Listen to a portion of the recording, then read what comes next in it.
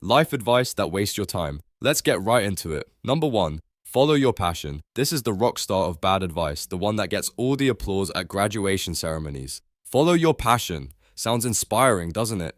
It conjures images of you quitting your boring desk job to become an artisanal potter, a travel blogger, or a professional dolphin trainer. The problem is, passion doesn't pay your rent. Your landlord, shockingly, does not accept payments in the form of joy or creative fulfillment. The reality is that passion is a terrible career guide on its own. It's an emotion, a spark, not a business plan. How many people are passionate about spreadsheets, quarterly reports, or debugging code? Yet, those skills build entire industries. The advice isn't completely useless, but it's dangerously incomplete. A better approach is to find the intersection of three things: what you're passionate about, what you're good at, and what people are willing to pay you for. You might be passionate about 18th century French poetry, but the market for that is, let's say, niche. Instead of trying to make a living reciting Voltaire, maybe you find a job that uses the skills your passion gave you, like research, writing, or critical analysis in a field that actually has a budget. Passion is the fuel, but competence and strategy are the engine and the map. Don't follow your passion, bring it with you. Number 2, be yourself. Just be yourself is what people say when they have no actual advice to give. It sounds profound, but it's often a permission slip for mediocrity. Think about it. What if yourself is currently a lazy, procrastinating, slightly rude individual who hasn't done laundry in 3 weeks? Is that the self you should be? Is that the final draft of you? Of course not. This advice completely ignores the concept of growth. Your current self is just a snapshot in time, not your permanent identity. If you're going for a job interview, being yourself might mean showing up in sweatpants and talking about your weird dreams. That's not authenticity. That's just a lack of social awareness. The goal isn't to be your unfiltered, unedited self at all times. It's to be the best version of yourself for the situation you're in. This isn't about being fake. It's about being adaptable and professional. True self-improvement isn't about abandoning who you are. It's about identifying your flaws, your bad habits, and your weaknesses, and actively working to sand down those rough edges. It's about building a better self. So, the next time someone tells you to just be yourself, a better motto might be yourself, but, aim a little higher. Number 3, money can't buy happiness. This is a classic piece of advice, usually offered by people who have enough money to be philosophical about it. And to be fair, there's a kernel of truth here. Studies, like the famous one from Princeton, show that emotional well-being does tend to plateau after a certain income level once your basic needs are comfortably met. More money doesn't necessarily mean more day-to-day joy. Buying a third sports car probably won't fix your deep-seated insecurities. But let's be brutally honest. While money can't buy happiness, a lack of money can absolutely, 100% buy misery. Financial stress is a corrosive force that eats away at your mental health, your relationships, and your physical well-being. Constantly worrying about how you're going to pay rent, afford groceries, or handle an unexpected medical bill is a recipe for chronic anxiety. In this state, your brain's resources are completely hijacked by survival mode, leaving zero room for things like fulfillment or peace. Money buys something more fundamental than happiness. It buys options. It buys freedom from constant worry. It buys the ability to leave a toxic job, to get good healthcare, to provide for your family, and to have experiences that enrich your life. It buys the peace of mind that comes from knowing a flat tire won't derail your entire month.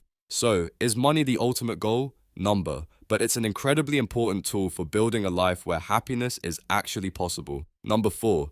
Think positive all the time. In the modern world of self-help, we're often told to banish all negative thoughts. Just slap a smile on, repeat some affirmations, and vibrate at a higher frequency. This is the cult of toxic positivity, and it's not just unhelpful, it's actively harmful. Forcing yourself to think positive when you're genuinely feeling sad, angry, or anxious is a form of self-gaslighting. You're telling yourself that your valid emotional responses are wrong. Your negative emotions are not your enemies, they are your brain's sophisticated signaling system. Anxiety is a warning about a potential future threat. Anger is a response to injustice or a boundary being crossed. Sadness is a signal of loss. These feelings are data. By ignoring them or papering over them with forced positivity, you're essentially unplugging your dashboard warning lights while your engine is on fire. You're not solving the problem, you're just refusing to look at it. True mental resilience isn't about eliminating negativity, it's about learning how to process it. It's about acknowledging your frustration and asking, okay, what is this feeling telling me? It's about allowing yourself to feel grief without judgment. Blind optimism solves nothing. It's the person who can look at a terrible situation, acknowledge that it's terrible, and then find the strength to act who truly masters their mind. Number 5. Fake it till you make it. This piece of advice is a tightrope walk over a canyon of failure. Lean too far one way, and it's a brilliant strategy for building confidence. Lean too far the other, and you're just a well-dressed imposter about to be found out. The helpful version of this advice is about overcoming the imposter syndrome that paralyzes you. It's about adopting the mindset and behaviors of the person you want to be.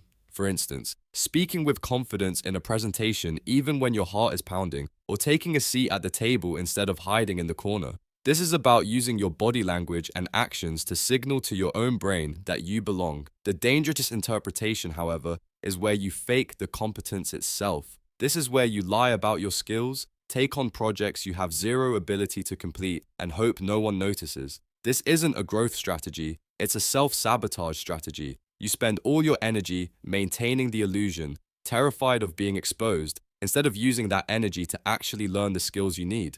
Making it requires actual work, the studying, the practice, the late nights. The faking it part is just meant to get you through the door and keep your nerves from shutting you down. If you focus only on the performance, you never build the foundation. You remain a hollow shell, and eventually the pressure will crack you.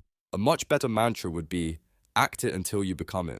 This implies that the action is a form of practice, a rehearsal for the real thing. It's a process of closing the gap between who you are and who you want to be through genuine effort, not just deception. Number 6. Good things come to those who wait. This phrase is a beautiful justification for doing absolutely nothing. It paints a romantic picture of patience, where the universe recognizes your quiet dignity and eventually drops all your desires right into your lap. Unfortunately, the universe is not Amazon Prime. It doesn't do home delivery for your dreams. Waiting by itself accomplishes nothing. It's the passive cousin of patience, and it gets you nowhere. There is a world of difference between patient action and passive waiting. Patient action is planting a tree. You don't get the shade and fruit overnight, but you are actively watering it, nurturing it, and trusting the process. Passive waiting is staring at an empty patch of dirt and hoping a tree magically appears. One is a strategy, the other is a fantasy. If you want a new job, you don't just wait for a recruiter to call. You update your resume, network, learn new skills, and actively apply. Opportunity doesn't just knock, it whispers when it walks by. You have to be out on the street, listening, and prepared to grab it. People who seem lucky are often just masters of preparation. They did the work when no one was watching, so when the chance finally came, they were ready to seize it. Good things don't come to those who wait. They come to those who work while they wait. Number 7. Time heals everything. This is one of the most passive and misleading platitudes we offer to people in pain. While it's true that the sharp, debilitating sting of a fresh wound often lessens with the passing of days and weeks, time itself is not a magic elixir. Time is simply the container. It's what you do inside that container that determines whether you heal, fester, or simply scar over. Think of a deep gash. If you just leave it, time might close the skin, but the infection could be raging underneath, leading to much bigger problems later. Emotional wounds work the same way. Simply letting time pass after a major setback, a betrayal, or a loss doesn't guarantee healing. It can allow bitterness to take root, bad habits to form, and negative thought patterns to become deeply entrenched. You might not cry every day anymore, but you're left with a permanent limp in your emotional gait. True healing is an active process. It requires intervention. It might mean seeking therapy, having difficult conversations you've been avoiding, forgiving someone or yourself, or actively building new, healthier coping mechanisms. Time provides distance, which can give you perspective, but it doesn't do the work for you. Believing that time will fix everything is an excuse to avoid the hard, necessary work of actually fixing it yourself. Time is the road, but you still have to do the driving. Number 8. You can be anything you want. This is the ultimate feel-good lie we tell children, and it sets them up for a world of confusion and disappointment as adults. The sentiment is lovely, it's meant to be encouraging and to remove self-imposed limits, but it's fundamentally untrue. Reality, genetics, and natural aptitude are real things. No matter how hard I practice, I will never have the vocal cords of Freddie Mercury. No amount of positive thinking will make me a 7-foot-tall basketball player. The danger of this advice is that it frames any failure to achieve an outlandish dream as a personal or moral failing. If you didn't become an astronaut, it must be because you didn't want it badly enough or you didn't try hard enough. This completely ignores the millions of external and internal factors that shape our lives. It can lead you to waste years chasing a goal you were never suited for, all while ignoring the talents you actually possess. A far more powerful and useful piece of advice is this: you can become the best possible version of yourself. This is about deep self-awareness, understanding your strengths, accepting your weaknesses, and then working relentlessly to build a life that aligns with who you truly are. It's not about being anything, it's about being an exceptional something. The goal is not to live in a fantasy world where limitations don't exist, but to achieve excellence within the boundaries of your own reality. That's all for today. I'll be making similar videos in the future. Subscribe to see them.